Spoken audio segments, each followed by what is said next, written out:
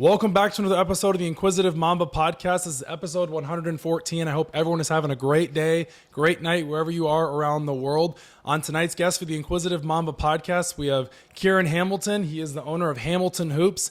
Kieran, it's a pleasure to have you on the Inquisitive Mamba podcast. Joey, thanks for having me. Big fan of the pod. Absolutely. I appreciate it. Actually, if you guys didn't know, Kieran and I connected through Dizo. Shout out to Dizo239. We had him on the podcast back in April. That was a fun episode. Excited for you guys to get to know who Kieran is. He does a lot of great things around the Southwest Florida community. When his time is in Southwest Florida, he spends a lot of his time in Miami training, running Hamilton Hoops, and helping individuals, athletes get better every day in basketball. So I kind of gave a short little introduction to yourself. I usually don't do that. I always let the guests introduce themselves. So give a little short introduction of yourself, and then we'll go from there. For sure. Yeah, I'm from Queens Village, New York originally. Moved down to Miami, Florida 2 years ago, and started Hamilton Hoops. And it's a player development, player placement organization where we help the youth, intermediate levels, all the way up to the professional level, hone their skills. That's awesome, man. It's always great to have other basketball content creators, athletes, and just trainers on the show to hear the deeper perspective of basketball as a whole, because you watch basketball on TV, you don't really get to see the inner workings until you really get to speak to trainers like yourself. So when did basketball start for you? Yeah, basketball started as long as I can remember, just following my brothers around, following my father around, who was also a coach. So basketball started as a baby, getting a chance to see my older brothers play the game, and then they kind of gave me the blueprint to take it from there. That's awesome. So when you were born in New York, right? I was. So talk about the basketball scene in New York, because I've heard a lot of people say that basketball in New York is really big. I mean, people talk about Chicago, they talk about LA, West Coast, East Coast, but I want to hear your take on the New York basketball scene. Yeah, I mean, there's no place like New York basketball. Home of Rucker Park, home of Dykeman, home of some of the most competitive high school leagues in the country. So growing up in that environment was great, and I was happy to be a part of it from my playing career until I moved on.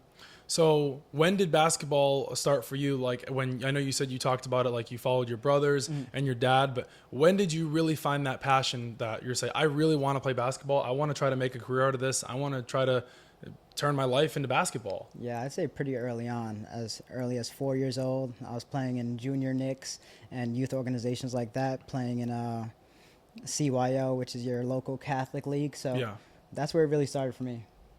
Wow. So let me ask you this. What brought you down to Florida? So my girlfriend at the time, when we were living in New York, now fiance, she wanted to relocate, and we thought no place better than Florida. She has a lot of family here. Yeah. And I thought it would be a great place. Well, congratulations. You have a fiance. Appreciate it. That's Thank awesome. you. So when you're not playing basketball, when you're not training, what do you like to do in your free time? Just really hanging out with family, visiting the sites since I'm new to Florida. Yeah. But a lot of family time, just kicking it back. We also have a property up in Okeechobee, so being up there near the farmland, just getting a chance to just kick back and relax. So you kind of, in your free time, you kind of just go all around and you just kind of try to shut out basketball as best as you can? Yeah, I mean, you can never shut out basketball, but that's true. It's nice to have an escape sometimes, for sure. Yeah, I agree with that. I feel like now with social media, it's so hard to really shut your phone off, because there's so many things going on, whether it's world news, whether it's sports, whether it's one of your friends just got married, or you just it's so hard to you have to keep up. It's like a 24-hour news cycle, I feel like. So, and I tell people it's really important to shut your phone off, or just kind of clear your head, go do something, and just kind of just stay away from it for a little bit. It's going to be there when you come back. For sure. It's not going anywhere. So that's just one thing that I focus on. I'm like, let's clear it out for a little bit. Let's just have fun. Like you said, you like to go around, you like to explore, you like to go around the state. And you just kind of do your thing. Absolutely. Couldn't agree more. Yeah. So Hamilton Hoops, let's talk about that. Yeah. So Hamilton Hoops started originally with my older brother, Kevin, who has a lengthy resume of himself. Yeah. But we started a training organization up in New York originally, working with the youth, whether that be in the 5 boroughs or up in Long Island. And it's kind of transformed into this family atmosphere where he has his stuff going in New York, and I'm doing my thing here in Florida. So you guys still collaborate though? kind of, or? We've kind of branched off a little bit.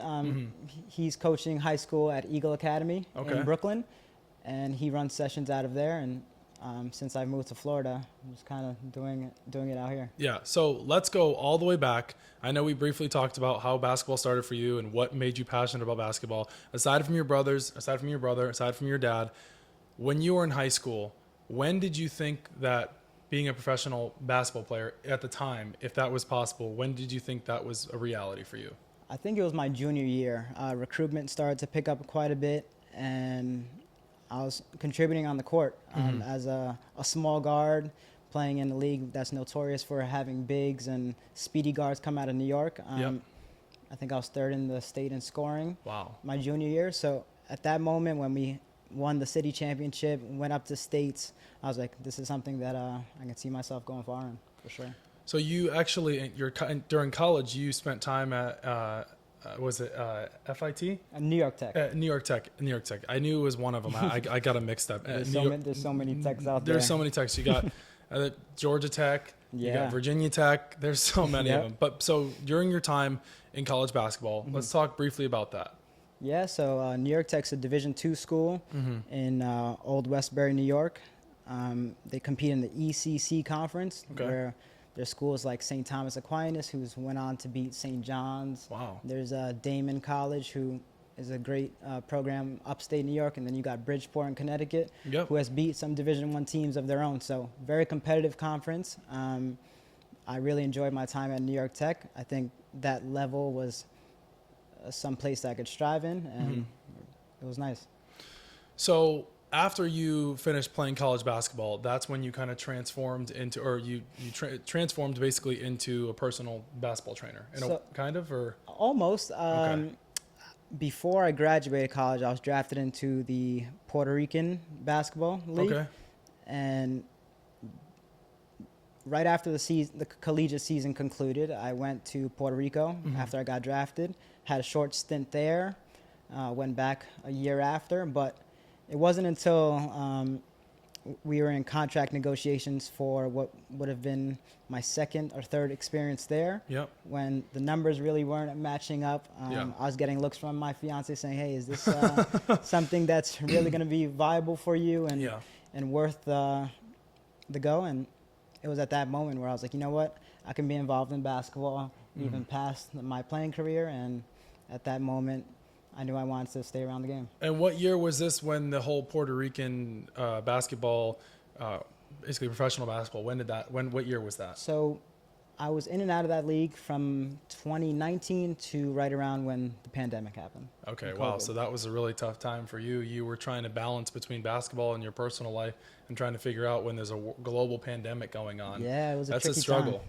Tricky time. And there wasn't, most places were shut down other than Florida for the most part, but most places were shut down. So it was really hard to, I guess, really showcase yourself in a way with so many. There wasn't a lot of coaches and trainers and everything kind of going on. Everything kind of just came to a halt. Yeah.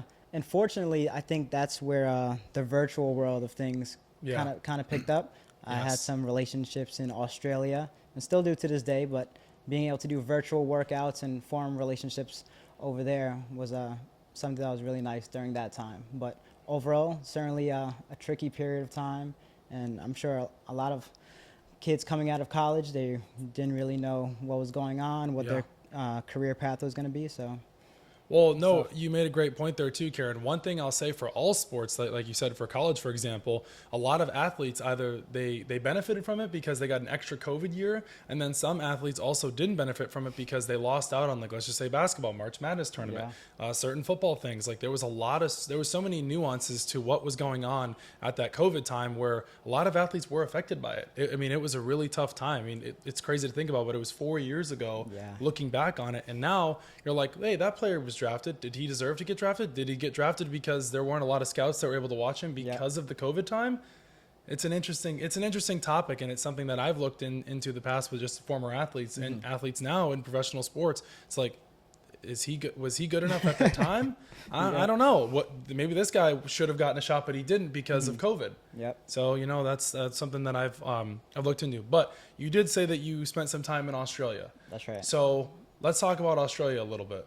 Yeah, Australia is an amazing place and really growing in the basketball community. I mean, there's a ton of South Sudanese kids growing up there. The Australian talent is really taking off, and they're taking a liking to the U.S. style of play too. They realize that it's a much faster pace of game here and more physical, but a lot of these kids really want to come over here, whether it's for collegiate endeavors or playing here professionally. So actually, Australia just played Team USA in the we're in the qualifiers right now, which we're going to have no problem in the qualifiers. It's not really an issue for us. It's just for Team USA to figure out what 5 best guys are on the floor, who's going to mesh well, who will gel well together, and how can we, get ourselves ready for. I don't know who they first play in Paris, but anyways, they just played Australia. So have you gotten a chance to see you've seen a lot of Australian basketball players over there? Yeah. So seeing those players, what makes Australian players able to play with the NBA players? What makes them so special? Yeah, I think the Australian players don't really get sped up too much. They're really focused on that half-court game and are superior. They have superior athleticism. Some of the guys I've seen over there, long limbs, really athletic, and I think that's what has made them able to match up with the U.S. quite well, especially in this exhibition. Yeah, they played them in the exhibition on, was it Wednesday? It was Wednesday. And, no, sorry. I'm sorry. Was it? Okay, wait. USA just played Serbia yesterday, which was Wednesday. So then they played Australia on Monday. Yeah. So they played them, and USA was up by 20 points at one point. And then Australia came back. Yeah. And, I mean, you sit there and you're like, interesting, because, like, those guys can play with the best of them. We've seen Australian players. We've seen Andrew Bogut. Yeah. We've seen Dellavedova, Patty Mills. Yeah. Jock Lawndale, the guy in the NBA now, he's kind of been on a few different teams. He balled out against the U.S. Yeah, I mean, the game is definitely catching up, and you got to give credit to the international guys that they're not scared anymore. They're here to play, and they're here to stay. I forgot about one Australian basketball player, Ben Simmons. Yeah. Let's talk a little bit about Ben Simmons. He just came to my mind. What happened with Ben Simmons in the NBA? I know he had so many injuries, but do you think injuries really had an effect on him, or was he just overrated? I mean, Ben is a great player, first and foremost, but I think it's all situational. Whether it's injuries that have stacked up against him or just not the right fit, whether it's the Australian Federation, the Brooklyn Nets, or wherever he's been, it's I guess it just hasn't panned out. But he's definitely a great player. You've seen him in high school and college do his thing, but just hasn't really panned out in the NBA so far. Do you think that how much longer do you think Ben Simmons has left of an NBA career? I think the clock is ticking for sure. If he's able to have a season or two where he can play well, I think he'll stick. But if not, his days may be numbered. It doesn't seem like anybody wants him because of his contract. Yeah, it's tough when you have that many pennies to think about. Teams may want to look the other way. I mean, he's just sitting on their bench right now, making. I think his contract, he's on the books for like $200 million in total, and he hasn't played. He was supposed to play last year, and then he had the back injury, and then he got hurt again. So it's just been like, at some point, like, do you cut him and you just let him walk? And because now it's like, I don't know what is like. Ben Simmons can obviously still play in the NBA, but can he play at the level of he once was, especially with all those injuries? Yeah, I think that's tough. It's a tough question. He's going to have to adjust to a role eventually, and hopefully he can help the team win somewhere down the line. Yeah. So let's go back to Hamilton Hoops a little bit. Talk about a day in the life of Hamilton Hoops and how you go about personal training and how you train basketball players, men and women, one-on-one. For sure. So a normal day, we start off around 5 a.m., get to the gym, and I take on all clients. It's not just people who are competing competitively. There's guys who want to play in their local men's league and really want to hone their skills. So we welcome everyone, but our days really start quite early. Yeah. We'll go from 5 all the way to around 9 a.m. in the summer. After that, I'll try to take some time to sneak away and go get a lift in, recover. Yeah. Because as a trainer, I try to be as hands-on as I can with my clients, and sometimes it takes a toll. Yeah. No, I mean, that's a great way to put it. So you guys start at 5 in the morning and you go until what time? Around 9. At night? No, 9 a.m. I don't know why I said that. No, okay. So you start at 5, but you're going basically all 4 hours. Yeah. I mean, occasionally we will have an evening session, but that's situational. Okay, so let's talk a little bit about how that 5 to 9 goes in the morning. So you guys get there, you kind of warm up, you're doing your thing, and now if you see a basketball player, let's just say, right, and you're something you know you want to work on with them, are you going to hit that right off the bat? Like, let's just say, like, they have a weakness that you've seen on film or you've seen in game tape, and you're sitting there and you're like, I want to work on this right away, or do I want to ease into it to make them feel comfortable? I like to go right into it because no one can get better if they're comfortable. That's one thing I'm really big on. So I'll say, hey, I've seen you struggling with handling the ball and handling pressure. So today I'm going to be applying pressure most of the workout, and just so you're aware of that. But in the long run, that's something that's going to help you out and hopefully get you the results. Yeah. So training on a one-on-one basis, how do you get your clients? Like, just like putting yourself out there, like how, because I feel like there's so many trainers out there, like Absolutely. It's really hard to showcase what you're made of, right? It doesn't even mean like, because there has been people in the past that have gotten to very high platforms, social media, for example, and have done very well. I can't say any names because I don't know anybody off the bat that is coming to mind. Minus like Lethal Shooter, but a minus from him, or let's just say Chris Brickley, the two really big trainers. How do you really put yourself out there for other basketball players to feel comfortable with you and trust you as their trainer? Yeah, I think a lot of it is word of mouth. Former clients being able to tell someone, hey, this was my experience with Kieran and Hamilton Hoops, and they can really get you better. Also, marketing is huge. I know social media is a big thing now. So I'm young enough to know how to use social media. So that's helped out quite a bit. And those are really the two things that have worked out thus far. Social media and word of mouth, you said? Yeah. So word of mouth for you. How did you and Dizo connect? Yeah, so shout out to Dizo. Yeah. Oh, man. We actually connected through a family friend and my former agent, Ron Booth. Okay. Ron moved here to Cape Coral a few years back, had a chance to see Dizo in high school. And we actually spoke about him while I was in Puerto Rico still. And he was talking about how Dizo was very athletic, was grittier than any player he saw. And me and Dizo got a chance to connect a little bit via phone calls and text messages. But when I moved down here to Florida, right before his collegiate season, I was working him out and just really trying to get him ready for the collegiate season. But shout out to him. He's doing some great stuff right now, and I'm proud of him. Yeah, shout out to him as well. It was a pleasure to have him on the podcast back in April. Just hearing his story from where he started to where he is now. A lot of people don't understand. They just see I tell people this. You just see the social media clips. Yeah. You just see what you're seeing in front of you. You don't see what goes on behind the scenes. You don't even know where he came from. Yeah. I mean, he's got a special story. Like, you've been around him, doing camps with him and just collaborating, and he's a special individual. Absolutely. He's definitely making, a name for himself in this community. It's great to see. So let's talk about your guys' camp that you guys just had back at the end of June, correct? Yeah. Let's talk about that. You guys were both on the news. Yeah, that was awesome. Yeah, so let's spill the beans. Talk about that. Yeah, so we had a team from Australia come compete against a few of his teams, and a great meaning behind it too. I mean, Deshaun's brother, as some of you guys may know, lost his life to gun violence, but he's really doing some great stuff. The event went on for about 4 hours at North Fort Myers High School. Yep. The news was there. We had a pretty good turnout, and I think it was a good experience for all the clubs that participated.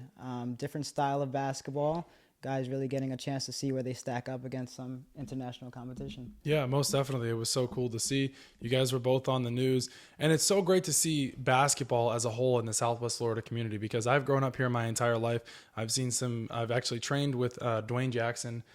He's a really nice guy. He's very similar in the space of Dizo. They're friends. So it's always great to see people doing stuff for our community here, because we're slowly becoming on the map in every, sort of way, whether it's basketball, whether it's news, whether it's just everything. It's this community starting to grow. So it's always great to see. And it's always nice to see people giving back to the community. For sure. Especially what they just went through the hurricane. I wasn't here for it, but just going through the hurricane. So it's been tough for some people. Some people are starting to slip. Now they're starting to recover from it. But it's nice to see, people do that for the community. Absolutely. But let's talk some WNBA. Yeah. Let's do it. It's a great time to be a WNBA fan. Yes, it is. It is 100% a great time to be a WNBA fan. What do you think of the whole Caitlin Clark, Angel Reese basketball, I guess, you would say, I mean, the way the media spins it, Caitlin Clark, Angel Reese drama. Yeah, I think it's warranted. This storyline has been brewing for some time, ever since they were back in college. But I think the more storylines, the better for the WNBA. I mean, Caitlin's a superior athlete in her shooting ability, and Angel Reese, in her own respect, is doing her thing too. So it's good to see the sport growing. No, it definitely is, and it's so great to see. They're going to be teammates this weekend at the WNBA All-Star game. That's right. The WNBA All-Star team is playing against Team USA. That's right. So I'm going to hit you with it. Do you think Caitlin Clark was robbed from being being on Team USA for the Olympics? I do. I think she deserves it. She's put in the work. She's gotten her name out there for the last 3-4 years in college, and she's shown her brief time in the WNBA that she belongs, and she's better than most. Do you think that Caitlin Clark is the Rookie of the Year if the Rookie of the Year race were to end right now between her and Angel Reese? As of right now, I do.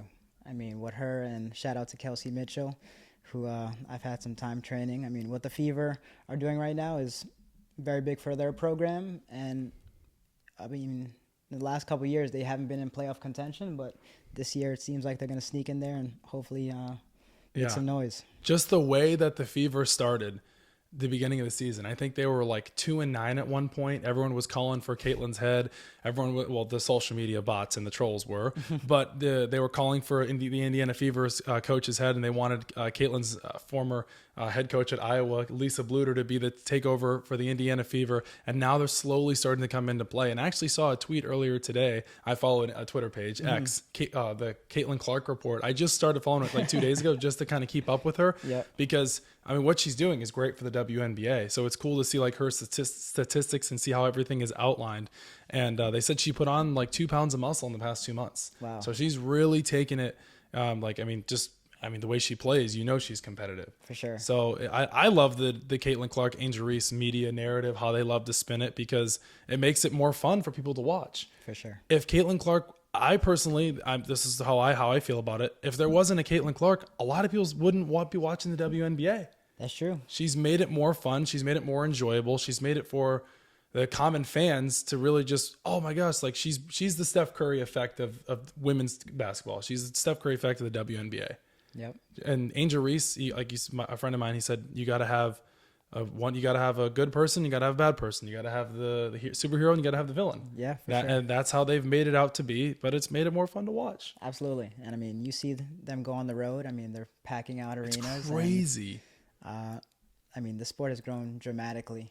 And although, I mean, the WNBA is pretty young. Yes. They've been around for 20-something years. Yep. But I don't think they ever envisioned it being this big. I never envisioned it being this big. Just as a basketball fan, I'm sure you probably can attest to that and relate to that. I never thought it was going to be this big. I mean, I always knew about the WNBA because of Candace Parker, Maya Moore, Brittany Griner, Sue Bird, Diana Taurasi, those names there. But to be honest with you, those names that I just mentioned were never on the level of Caitlin Clark. Yes, they solidified themselves as great athletes, as women basketball players, but they never had the aura, they never had the juice like Caitlin Clark has. I don't think they had the effect on the game that she has now. Yeah, she's making people watch it. Absolutely. So, yeah, like I said, it's just exciting to see, and it's a conversation starter. Definitely. But let's talk a little bit about Team USA. With this going on right now, the Paris Olympics are coming up here. Do you think Team USA is a lock to win the gold, or do you think they're going to run into some bumps? Being around the international game for some time, I think it really has caught up to the point where we could have another 2003 where a team like Serbia, a team like Canada can sneak a win against the U.S. And shout out to Puerto Rico, too, for making the Olympics for the first time in 20 years. Wow. I did not know that. That's awesome. But I mean, USA played Canada in the team and the exhibition a few days. Actually, that was their first game. That was last Wednesday night. And I mean, Canada's stacked. For sure. Shea, Jamal Murray, Dylan Brooks. They have Andrew Nemhard. They have RJ Barrett. Yeah. Dylan Brooks. I mean, they've definitely got some pieces, man. I mean, they're a fun. I think is Nikhil Alexander Walker. I think he's on the bench on that team, but they're a young team. They're good, man. They could give the USA some trouble. Yeah, I mean, I agree. those guys and they have something to prove too. They do. I mean, although they are NBA players, they want to show up for their country, and I think you may see some surprises come the Olympics. France is good too. Absolutely. They got Wemby, they got Gobert. Yeah. I don't know who else they have, but they've got some pieces as well. Mm-hmm. I mean, Luka and Slovenia, they're not going to be a pushover. Mm-hmm. So I mean, but like I said, if Team USA does blow this will be one of the biggest failures in Olympics history. Yeah, I mean, I agree. You got to give credit to the international game for catching up a little bit. You do. These guys work their tails off, and most of them don't really get paid to play for their native teams. No, they don't. They're doing it for free, and I mean that shows a lot for how much camaraderie those guys have and the push they want to make for their country. Oh, I don't even think we've USA. We haven't even seen Kevin Durant play in exhibition play yet. Once he comes back, I think you can wrap it up because I think he's a game changer. Because I know there's only one ball to go around. You got Curry, you got Tatum, you got Anthony Edwards. Anthony Edwards thinks that he's the best player on Team USA. When you're having all of those situations occur, that's when bad things start to happen. Because there's only one ball to go around. We have world-class athletes on that team. You got LeBron, you got all these players. But when Durant comes back, I think he settles that because Durant deserves the ball at the last shot. Agreed, yeah. I'm a LeBron guy, but Durant's clutch, man. Absolutely. He's the closer. He's that guy. Yeah. And I think Team USA will give him Steve Kerr's the head coach of Team USA. He's thinking in the back of his mind all the times what they did in Golden State for the very short time they had. Kevin Durant deserves the ball. Absolutely. I mean, he's a freak of nature. He might be 7'1" after looking at that picture. Do you think looking at that picture, is Kevin Durant 6'9" or is he really 7 feet tall? I mean, I've seen this guy live a few times. I mean, he looks like he's up there. I think he's 7'1". I think if he's right around there. He's taller than Joel Embiid. Yeah. He's taller than Bam. Yeah. Who else was he next to? It was Bam. It was Bam. It was Embiid, and there was it AD? AD. Yep, AD. And he was taller than all of them. Yeah. And he says he lists himself at 6'9". What doctor are you? Who was measuring you? You're not 6'9". You're more like 6'11", 7 feet tall. For real. So, but yeah, Kevin Durant, special player. Team USA, they've got their work cut out for them for sure, like you said. And that's the one thing about international basketball. The rules are completely different than and the NBA's rules. I mean, you got their goaltending rule. That's right. You have shorter quarters, of course. You have I think the court's smaller, isn't it? Not sure, to be quite honest. The ball is smaller. I know that, right? Yeah, and the ball is definitely a lot different. Yeah. Having played with a FIBA ball before, okay, it's a lot lighter. If a drip of sweat gets on it, it's really it's gonna be tough to handle. So I hope they got used to the ball in training camp in Vegas. Definitely something that Team USA, I mean, the younger players at least, I mean, LeBron's been on Team USA since probably for like 100 years now, it feels like. Yeah. He outlasted Carmelo, he outlasted D Wade. He's been on Team USA since, what was his first, was it 2004? 2003, I think. 2003, because he got drafted in 2003. Yeah, was it Athens? Was and it then first Olympics? I didn't know that. That's a good one there. But 2004 would have been his first, right? Because if we're doing every 4 years, so 04, 08, 12, 16, we didn't have the Olympics in 2020 for basketball, right? Because of COVID, or did they? I don't think we did. That's a good one. I'm not sure. I know this is Steph Curry's first time being on Team USA. Yeah. Because he was on the FIBA team. Yep. In 2014, I think. That's it was. Correct. Yeah. Yeah. So this is Curry's first time around. Tatum too, of course. So there's a lot of young guys in there. But I got to ask you this: why is Joel Embiid on Team USA? He's not from the USA. He was not born here. He does not need to be on Team USA. Hey, I think he's just going for gold. I mean, you can't blame him in the culture of trying to team up guys and get a ring. But do you think? But is it fair because he was not born here? I know he's a citizen now, but I think that rule should be you play for your country where you were born, and that's how it should be. Yeah, to be fair, there's other countries where you get your citizenship after 3-4 years. Yeah. So we were talking about Team USA and if we think Joel Embiid should be on Team USA. Do you think Joel Embiid should be on Team USA? That's a tough one. I know a few other countries are having guys get their citizenship, so I guess the USA wants to get in the mix. And it shows that they feel a little threatened when it comes to the international game. So I can't knock their hustle when it comes to Joel competing. If you're not born in the U.S., you shouldn't be on Team USA. I said this to you earlier. You should not be on Team USA. If you were not born here, it doesn't make any sense. You're taken away from another player. I understand Joel Embiid is very good. He's arguably the second best center in the NBA, but he should not be on there. If that's the case, then somebody else can go to another country, like you said, 3 to 4 years and get their citizenship, and they can be on that team. That's true. That's a good point. I think you're taken away from another player because, I mean, really, the narrative of the idea of women's Olympics and men's Olympics forming the 12 best players is a bunch of horseshit. It does not exist. The Team USA for both men's and women's did not they didn't form the 12 best players. Yeah. If you look on that roster, there's players on there that are not, or that are in the NBA that are not on that roster that are better than some of those players on there. Yeah, I mean, it's causing some controversy. I know there was the Boston group with Derek White and Jaylen Brown not being too happy about it, but it's tough. And Grant Hill said he's trying to go for fit, and it just makes you question: are they really trying to get the best group that meshes with each other, or do they want the best players on the court?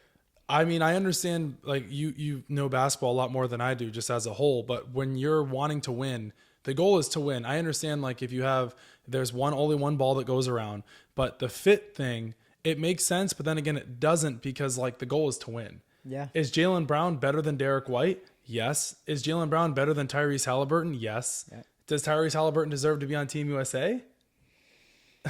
After his playoff run, I mean, you can't take anything away from him. Where's Jalen Brunson? Yeah, I mean, I think he's playing on the select team. Right. I'm going to throw this out there. I think Cooper Flagg should have made Team USA. Yeah. Because Anthony Davis did back when his first go around came around. He made Team USA. So what's to say Cooper Flagg can't? As soon as they saw what he did in that scrimmage against Team USA, they should have said, "You're getting called up." For sure. Somebody else, you're going. Sorry, Cooper Flagg. Sorry. It's just like how it was in high school basketball. You go out there and you outperform, you're getting called up. Yeah. You're getting called up to the big leagues. Yeah, and I mean, there was a time where there was high school guys competing for Team USA. So yeah. Shout out to Cooper because he's a superior player. What's to say Anthony Davis did it, so what's to say Cooper Flagg couldn't do it? I mean, they've groomed players in the past, for sure, to hold that title, hold that position. So he is more than deserving. Absolutely. Sure. I'm excited about Team USA for men's and women's. And I already told you that Caitlin Clark should have made the women's Olympics roster. You can't tell me that there are 12 better players on that roster that better than her. I understand experience. I get Asia Wilson. I get, some of the other players. Jackie Young is on there. Yeah.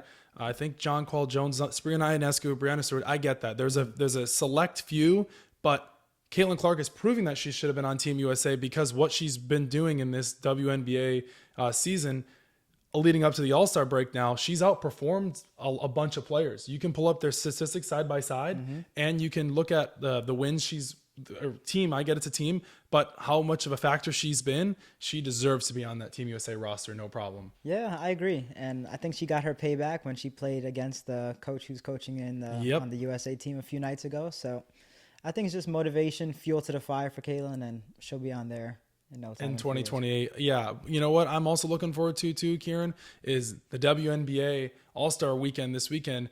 The women's WNBA All-Star team plays against Team USA. Yeah. So that's going to be spicy right there. And now, of course, Angel Reese and Caitlin Clark will be teammates.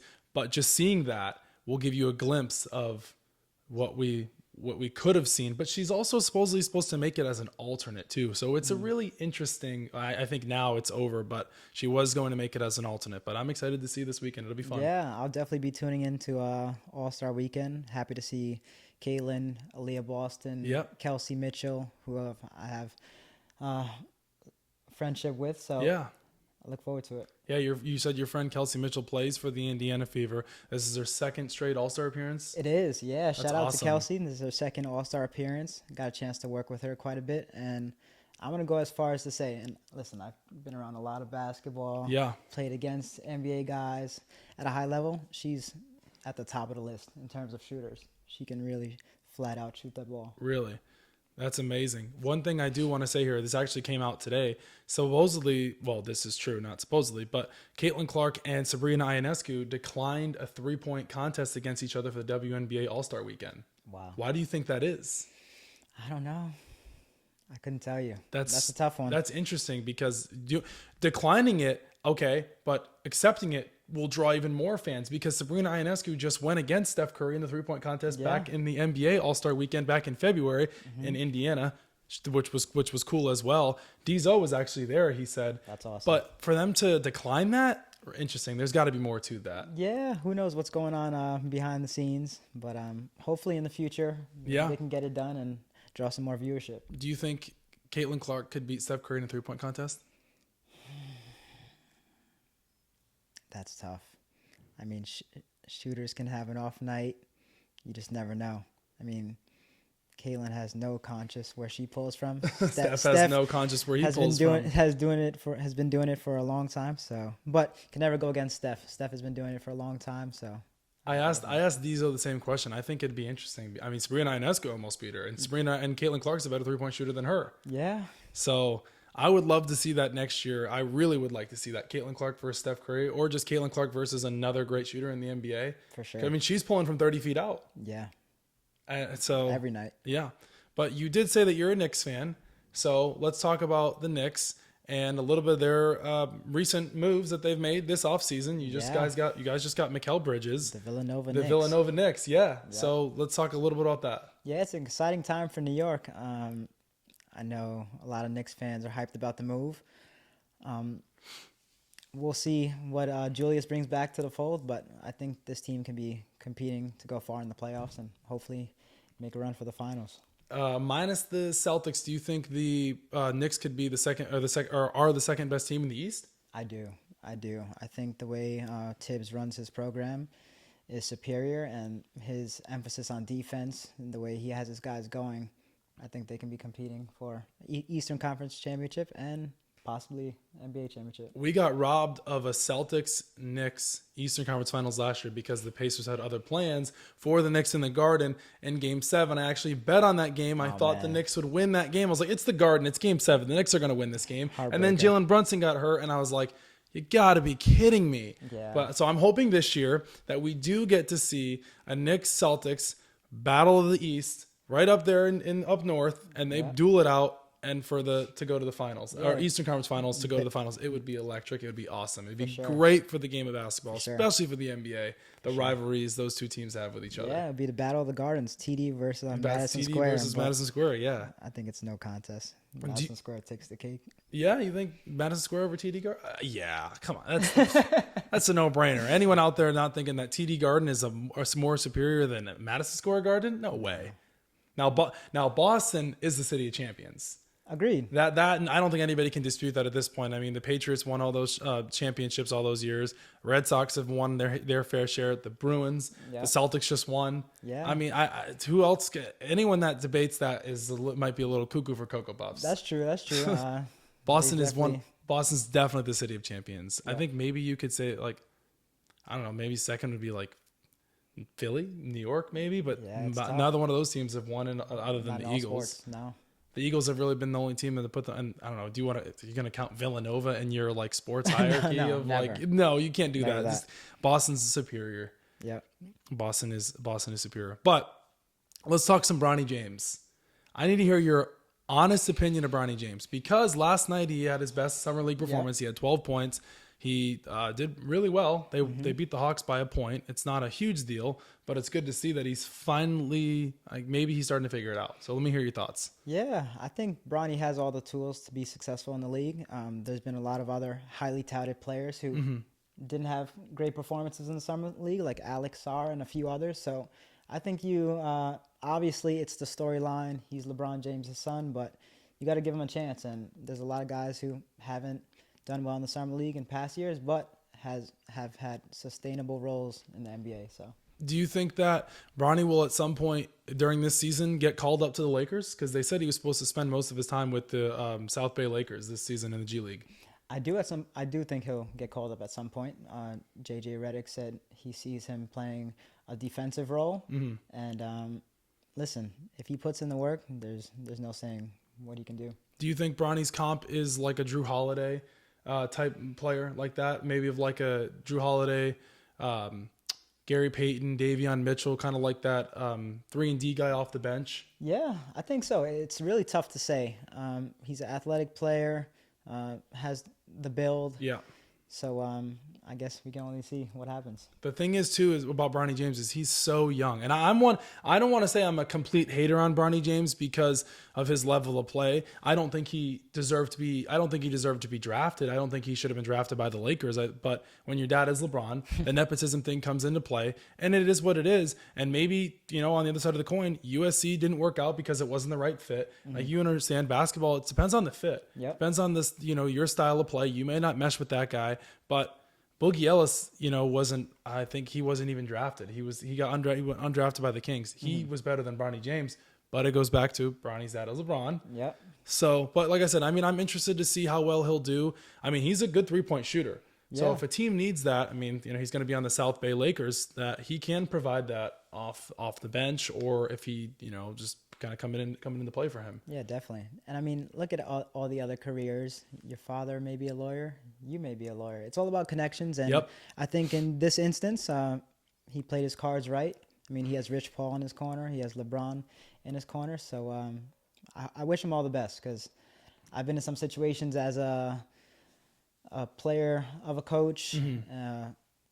And it's been used against me in some instances, mm-hmm. saying, hey, you're only here because of your connections. But yeah. Listen, it's up to him to prove him wrong, and I hope he does. Yeah, like I said, I'm excited to see what he'll do in the near future, and hopefully he gets to continue to showcase himself. Because I don't think it's easy being, if I was in his shoes, that's got to be tough. You're getting so much hate and negativity every single day in everything you do. Yeah. You walk down the road, you're wearing the wrong color shoes. You do this, you do that. It's like he's never going to be able to escape it. Yeah. But then again, that's the price you pay when you're LeBron's son. Absolutely. So. But yeah, no, I'm excited to see Bronny James. But who's your steal of this NBA draft? I feel like there weren't that many big names. Or who's somebody that you like, that guy's going to be good day one, or that guy's going to be really good moving forward? I would say A.J. Johnson.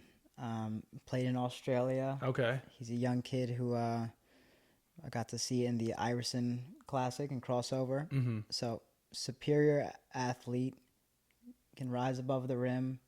Once he grows into his body, I think he could be a great NBA player. And A.J. Johnson got drafted by? I think it was the Bucks. Okay. And was he a first rounder? Second. Okay. So there's been some steals on draft day for second round picks in just previous time. Yeah. Draymond Green. Well, matter of fact, I'm not sure if it was second. Was it second round? I'm not sure. Anyways, but it was late. You've had some second round picks that have really done numbers, and they've put themselves on the map. So like I said, this draft I didn't really like. There were some notable players, but I think a guy from day one who could really hit the home run out of the park is Zach Edey. Yeah. Big, tall, rebounding machine. Defense is off the charts. Yep, I'm a big fan of Zach. I think he was supposed to be on Team Canada, but he withdrew because he wanted to focus on. Yeah, he withdrew because he wanted to focus on the NBA. Wow. If you would have added him on Canada, they would have. Yeah. Their problem as it is with him too. And he's showing his new and improved 3-point shots. So yes. I think his game is definitely going to translate to the league. Mm-hmm. You can't teach height, you can't teach his size, and he's very mobile for someone of his stature. Someone of his height. 7'3", really knows how to run the floor. So look forward to seeing the Boilermaker make it happen in the NBA. I thought it was really smart that the Grizzlies did draft him, mainly because you've had injuries with Steven Adams in the past. You've had injuries with Brandon Clark. What's going on there? Well, let's go younger. Let's go cheaper. Let's draft somebody who's proven in college. He's probably going to slide right in. I think that was a home run pick for them, and he gets to be right next to Jaren Jackson Jr. That's right. You're going to get Ja back, Marcus Smart.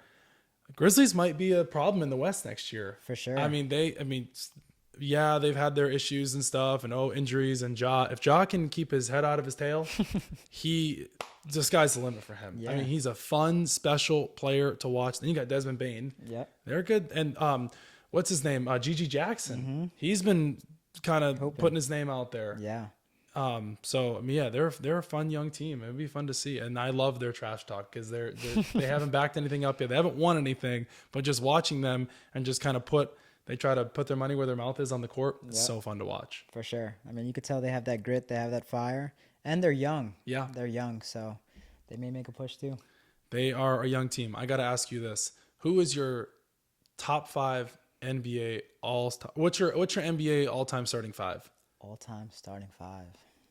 Okay. All right. We're going to have to go MJ at the 2. We're going to go LeBron at the 3. Okay. We're going to go Shaq at the 5. We're missing a 1 and a 4.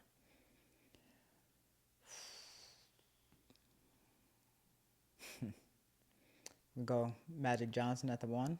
Oof, that's tough. And at the 4, we're going to go with none other than Mr. Fundamental, Tim Duncan. That's a really tough starting 5 right there. That's hard to beat. Oh my God. I don't know. I mean, I don't think I could match that. I guess you picked Magic. Okay. I'd have to go Curry at the 1. I'd have to go Kobe at the 2. I'd have to go KD at the 3. I'd have to go at the 4. If you're going to get Tim Duncan, I'll take Garnett. Okay. And then at the 5, if you're going to take Shaq, the big diesel, I'm going to take Kareem. That's a tough squad right there. That right there, that would be a fun. Yep. That would be a fun 5-on-5 game. You probably have the edge because you have LeBron and you have MJ and you have Shaq and Magic. But I've seen you ask this question in the past, so I tried to be as prepared as possible. Okay, so that I need to address that. I asked Dizo that question, Kieran, and people did not understand the context of that question. I asked him, "What is your all-time starting 5?" He gave his all-time starting 5. He picked Wembanyama. He's a goofball. No big deal. Anyways, the point and the moral of the story is I said, "Okay, you got your starting 5. I will not be able to pick those players." So I took the 5 of my starting 5, meaning I can't take you.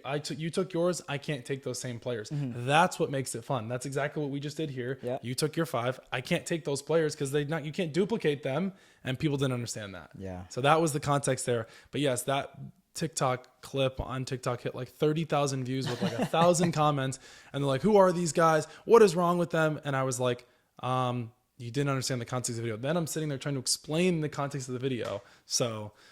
Yeah. Boots to those guys and gals who had a problem with it. Oh yeah. If you were to ask me my all-time women's starting 5, I probably wouldn't be able to. I wouldn't be able to name you my all-time starting 5. Yeah, that's tough. Probably not. I mean, well, I guess you can go Cheryl Miller. Yeah. You can go Candace Parker. Yeah. You can go. Oh, I guess this is easy anyway. Now when you think about it, you can go Candace Parker. You can go Sue Bird. Yeah. Diana Taurasi. Cheryl Miller, and then. Shoot, you might be able to go even. I don't know how far back. I mean, it's only been around for 20 years. Who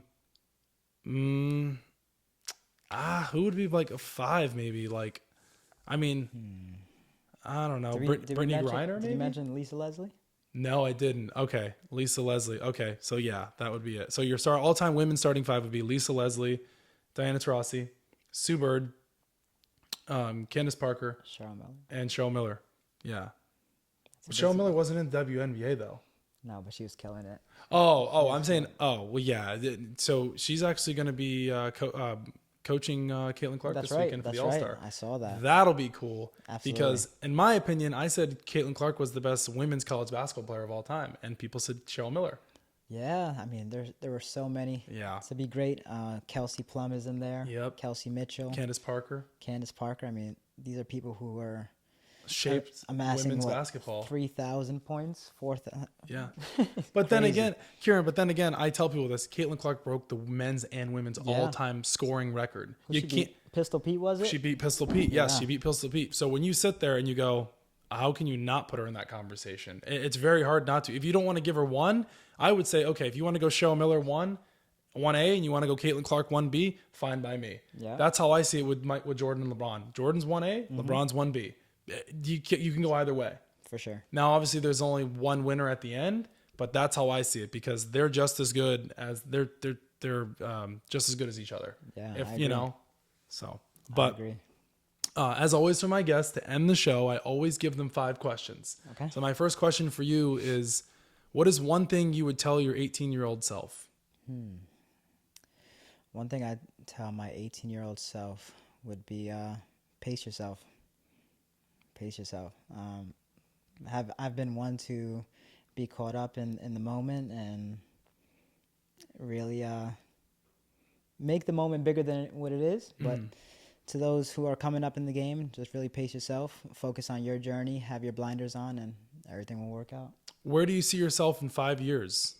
Oh, that's tough. I was actually asked that question a few weeks back. Yeah. And I really don't know. I told them I try to live in the moment, try to live in the present, and make the most of it. What motivates you? Oh, I'd say the underdog motivates me. Being someone who was probably 120 dripping wet in college, 5'10", it motivates me that I've been able to make it to where I was, not being highly touted, not being the biggest guy on the court, but having some heart. So it motivates me that, hey, I was able to do some things on the court, but a lot more to do in the future. Where is somewhere in the world you would like to travel that you haven't been to? I'd say, wow. I've had a layover in Japan, but would really love to visit Tokyo and look around a little bit. Yeah, I would love to go to Tokyo. Fiji's beautiful, I've heard. Yeah, for sure. Heck, I'd love to go to Japan or Tokyo just to feel like I'm there doing Tokyo Drift. Yeah. And I mean, you said Fiji, was it? Yeah. I mean, that'd be a great honeymoon destination. So, Jasmine, when we get home, we have to talk about it. That's a good one. That's gonna get her talking. What's a guilty pleasure of yours? Ooh, I'd say food. I'm a big foodie. I may not look like it, but getting around, trying different cuisines, different cultures, that's something I really like. What's the craziest food that you've ever tried? This one isn't part of the 5 questions, but since you said you're a foodie, what's your craziest food you've tried? All right. We've had some gator bites. Okay. We've had escargot. I don't even know what that is. Snail. Okay. And, I mean, or some raw oysters maybe. Okay. I think those 3 are pretty alarming to some people. Yes, most definitely. And you tried those down here? Oh, the gator bites I did. Oysters all over. Yep. And escargot back in Long Island, New York. Interesting. Well, before we officially wrap up, I want to ask you, is there anything that you would like to get off your chest that you've been thinking about and you're like, man, I would just love to get this off my chest and see if I could inspire a generation, or if somebody looks back on this podcast 2 months from now, 3 months, 5 years, and that could really stick with them? Yeah, I'd say just run your own race.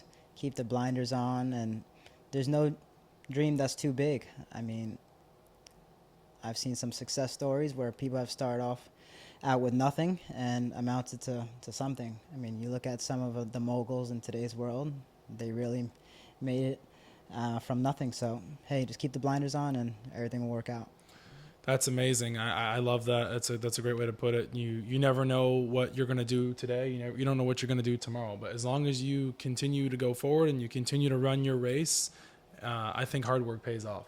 Absolutely. And the one thing I'll say is Tom Brady said this when he was getting his red jacket from the Patriots. He was getting inducted into the Patriots Hall of Fame, and he said, it's all about consistency. He said, I wasn't the most talented. I wasn't the most athletic. I wasn't the smartest. He said, but I worked my ass off. Yeah. And that's what made me go around. And Kobe Bryant, same thing. He was in the gym at 4 a.m. Yeah. He was pushing himself until he couldn't push himself anymore. I read the Mamba Mentality book in 2 hours. Wow. His book, because I was so invested in seeing how can I get good? What can I do to better myself?